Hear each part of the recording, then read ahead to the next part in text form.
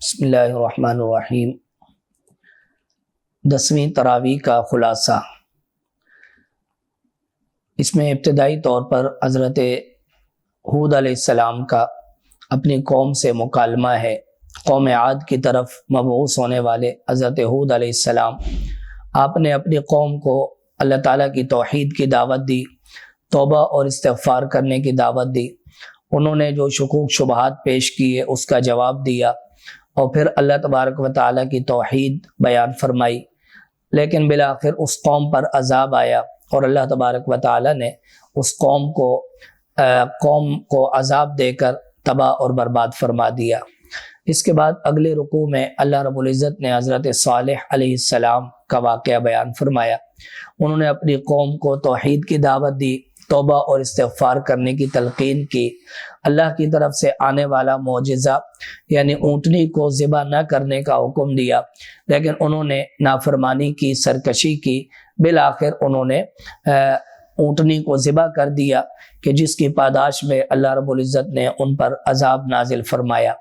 اس کے بعد اگلے رکوع میں اللہ رب العزت نے حضرت ابراہیم علیہ السلام کا واقعہ بیان فرمایا۔ فرشتے ان کے پاس انسانی شکل میں آئے، ان کے سامنے حضرت ابراہیم علیہ السلام نے کھانا رکھا اور انہوں نے کھانا کھانے سے انکار کر دیا اور حضرت ابراہیم علیہ السلام کو بیٹے کی خوشخبری دی، اور پھر وہ وہاں سے حضرت لوط علیہ السلام کے پاس گئے جن کی قوم بدفعلی جیسے گناہ میں مبتلا تھی۔ حضرت لوط علیہ السلام نے ان کو سمجھایا، لیکن ان کی قوم اپنے اس برے عمل سے باز نہ آئی، تو بالآخر فرشتوں نے حضرت لوط علیہ السلام کو وہاں سے نکل جانے کا حکم فرمایا، اور اس کے ساتھ ساتھ اس قوم پر عذاب آیا اور اس پوری بستی کو الٹ کر اس پر پتھروں کی بارش برسائی گئی۔ اس سے اگلے رکوع میں اللہ رب العزت نے حضرت شعیب علیہ السلام کو مدین کی طرف بھیجنا اور حضرت شعیب علیہ السلام کا اپنی قوم کو دعوت دینا اور انہیں توحید کی طرف بلانا، ناپ تول میں کمی کرنے سے منع کرنا بیان فرمایا، اور پھر قوم نے جو جوابات دیے، حضرت شعیب علیہ السلام کو قوم نے جس طرح جھٹلایا اور بالآخر ان پر جو عذاب آیا اسے اللہ رب العزت نے بیان فرمایا۔ اس سے اگلے رکوع میں اللہ رب العزت نے حضرت موسیٰ علیہ السلام کا فرعون کے دربار میں جانا اور فرعون کا سرکش ہو جانا اور پھر قیامت کے دن فرعون کے عذاب کو بیان کیا گیا۔ اس کے ساتھ ساتھ کچھ بستیاں جو اللہ رب العزت نے تباہ فرمائی ان کے احوال بیان کیے گئے، اور اس کے ساتھ اہل جنت اور اہل نار دونوں کے قیامت کے احوال کو بیان کیا گیا۔ اس کے اگلے رکوع میں اللہ رب العزت نے ایمان پر اختیار کرنے اور کفار کی طرف مائل نہ ہونے کا حکم فرمایا، نماز اور ذکر پر قائم رہنے کا حکم دیا، اور جن لوگوں نے اللہ تعالیٰ کی آیات کو جھٹلایا تو ان کی طرف اشارہ کیا گیا، اور اس کے ساتھ ساتھ اللہ رب العزت نے اپنے ذات عالی پر بھروسہ کرنے اور توکل کرنے کا حکم فرمایا۔ اس کے بعد آگے سورہ یوسف کی ابتدا ہے۔ سورہ یوسف 111 آیات مبارکہ پر مشتمل ہے، اور یہ وہ عظیم قصہ ہے جسے خود قرآن کریم نے احسن القصص یعنی بہت ہی عمدہ قصہ قرار دیا۔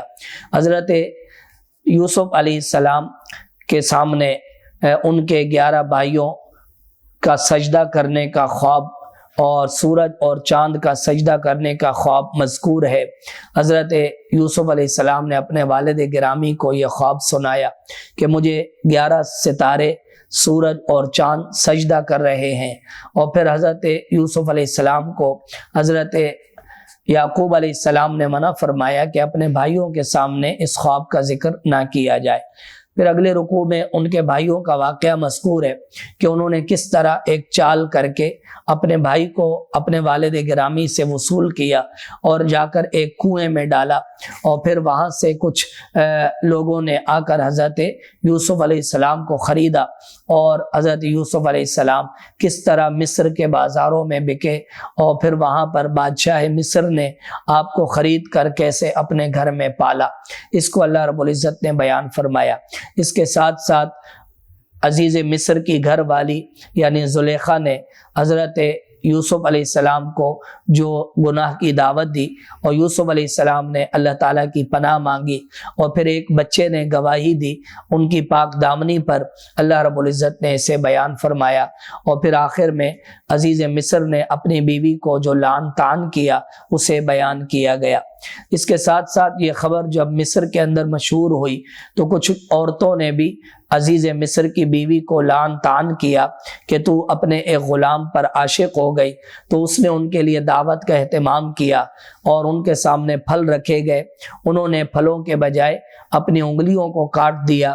جب حضرت یوسف علیہ السلام کے حسن کو دیکھا اور حضرت یوسف علیہ السلام کو گناہ کی دعوت دی، آپ نے جیل میں جانے کو پسند فرمایا اور یوں آپ جیل میں تشریف لے گئے۔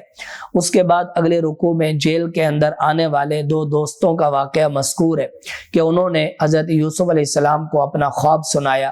ایک نے کہا کہ میں شراب نے چھوڑ کر بادشاہ کو پلا رہا ہوں، دوسرے نے کہا کہ میرے سر پر روٹیوں کا ایک ٹوکرا ہے جس میں سے پرندے کھا رہے ہیں۔